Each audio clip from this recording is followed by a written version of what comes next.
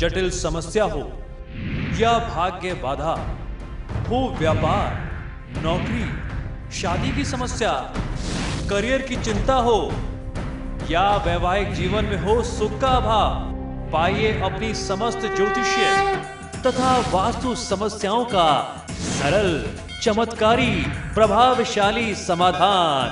एक जाना माना और विश्वसनीय नाम, आचार्य पंडित श्री वैभवनाथ शर्मा जी, काशी के 400 वर्ष पुराने प्रतिष्ठित और अंतरराष्ट्रीय ख्याति प्राप्त राज ज्योतिषी परिवार की 8वीं पीढ़ी के ज्योतिषी और वास्तु शास्त्री आचार्य पंडित श्री वैभवनाथ शर्मा जी के द्वारा व्यक्तिगत या फिर फोन पर अपॉइंटमेंट लेने के लिए कॉल करें 9818300146, 9990724131 या फिर ईमेल करें sharma.vaibhav@gmail.com पर।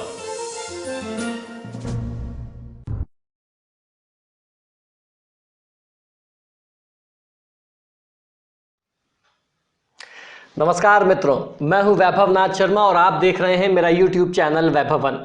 मित्रों, हम लोगों का प्रयास होता है कि शास्त्रों से खोज करके सरल और प्रभावशाली उपाय आपको बताए जाएं, आपको उपलब्ध कराए जाएं और हमारे हिंदू धर्म में पड़ने वाली तिथियों का ज़्यादा से ज़्यादा लाभ आप कैसे ले सकते हैं अपने लिए, अपने परिजनों के कल्याण के लिए, परिवार की खुशी और समृद्धि के लिए, ये भी मैं आपको बताना चाहता हूं। और हर बार हम लोगों ने ये प्रयास किया है कि आप तक तिथि से पहले ये उपाय पहुंच जाएं। तो मित्रों, नया साल तो है, लेकिन ये साल तो नया अंग्रेजी वाला साल है, लेकिन इस नए साल के साथ साथ हिंदुओं का एक बहुत प्रमुख पर्व आता है जिसको उत्तरायण कहते हैं, यानी मकर संक्रांति का पर्व। तो आज मैं आपको बताने जा रहा हूं कि आप अपनी राशि के अनुसार मकर संक्रांति पर क्या दान करें जिसका आपको ज्यादा से ज्यादा लाभ मिले। देखिए, हिंदू धर्म में मान्यता ऐसी है, हमारे सनातन परंपरा के, दान तो हर व्यक्ति करता है, लेकिन अगर उसी दान में अपनी राशि के अनुसार चीजें सम्मिलित कर ली जाए तो वो आपका बहुत बड़ा भला और आपका बहुत बड़ा कल्याण भी कर सकती हैं। तो आज हम लोग राशि अनुसार वही खास चीजें जानने जा रहे हैं। अगर भारतवर्ष की बात करें तो यहाँ हर दिन एक त्योहार होता है। यहाँ विभिन्न धर्मों, मान्यताओं और समुदाय के लोग रहते हैं, जिसके चलते यहाँ हर दिन किसी न किसी दिन को किसी न किसी पर्व के तौर पर मनाया जा सकता है।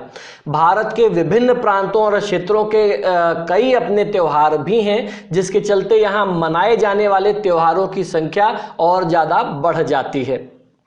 जैसे कि लोहड़ी का त्योहार है, पंजाब सहित समस्त उत्तर भारत में बड़ी धूमधाम से इसे मनाया जाता है। मकर संक्रांति का पर्व है, समस्त उत्तर भारत में बड़ी धूमधाम से पूरे भारतवर्ष में संक्रांति का पर्व मनाया जाता है। अलग अलग राज्यों में ये पर्व विभिन्न नामों से जाना जाता है।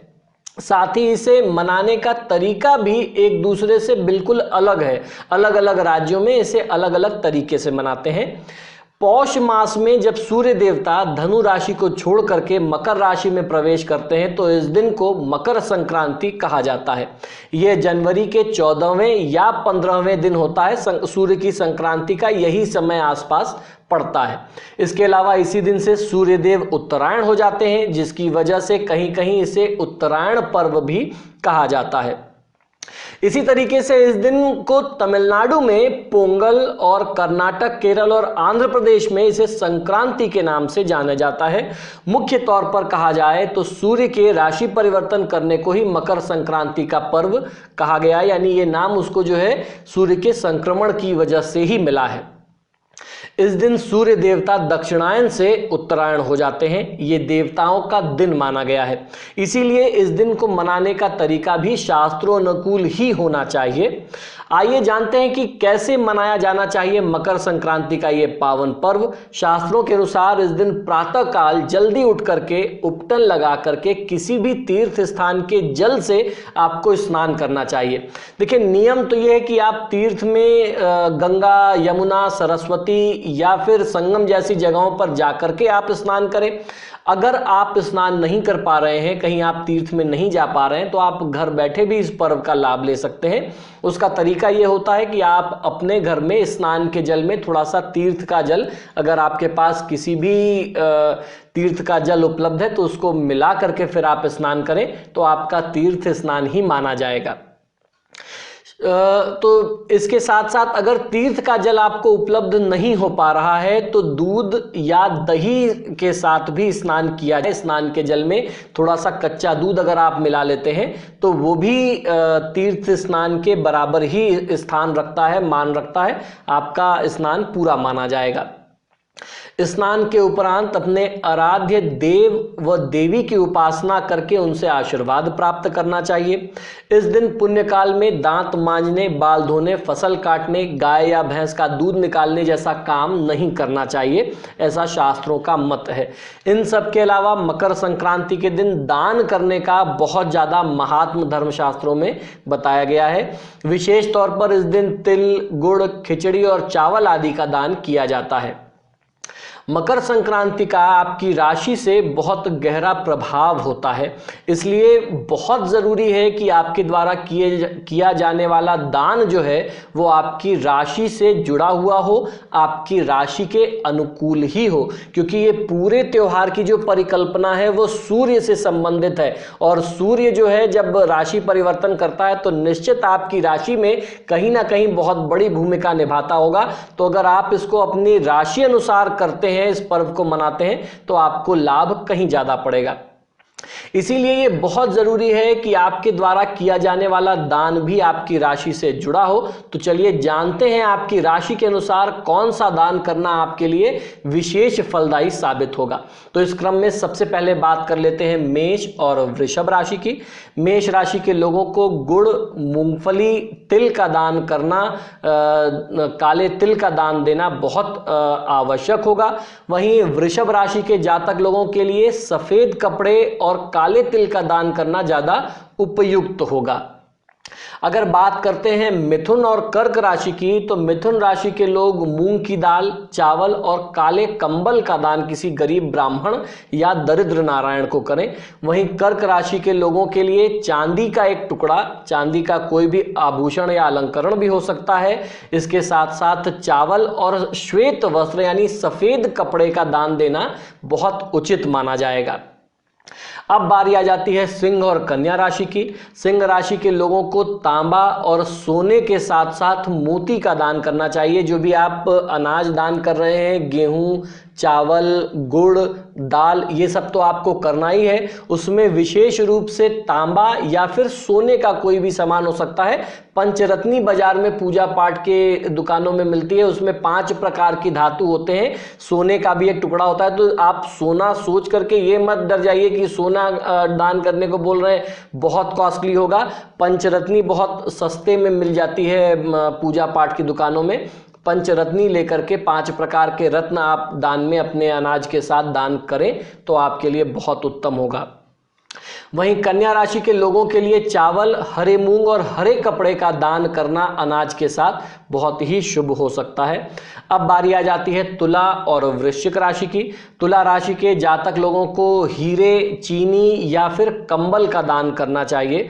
और वृश्चिक राशि के लोगों को मूंगा, लाल कपड़ा और तिल का दान करना, काले तिल का दान करना सर्वोत्तम होगा।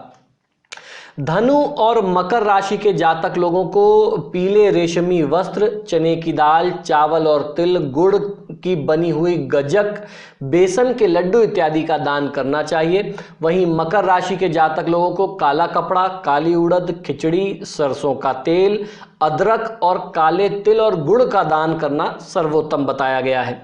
वहीं कुंभ और मीन राशि वाले जातक लोगों के लिए काला कपड़ा, सबसे पहले कुंभ राशि के जातक लोगों के लिए काला कपड़ा, काली उड़द, खिचड़ी और काले तिल का दान करना चाहिए। वहीं जब मीन राशि के लोगों की बात करते हैं तो पीला रेशमी कपड़ा, चने की दाल, चावल और काले तिल का दान कर लेना आपके लिए सर्वोत्तम होगा। हमारे हिंदू धर्म में उत्तरायण का महात्म बहुत ज़्यादा है। ये भी माना जाता है कि जिस व्यक्ति की मृत्यु मकर संक्रांति के दिन होती है उसे मोक्ष की प्राप्ति होती है। इसी वजह से इस तिथि को, इस पर्व को पूरे मन से, पूरी तन्मयता के साथ मनाना चाहिए, क्योंकि सूर्य देवता को ज्योतिष शास्त्र में इस संपूर्ण चराचर जगत की आत्मा और मनुष्य की आत्मा माना गया है। तो सूर्य देवता का ये संक्रमण आपके लिए और आपके परिवार के लिए शुभ हो, इसी प्रार्थना के साथ आप इस पर्व को मनाएं।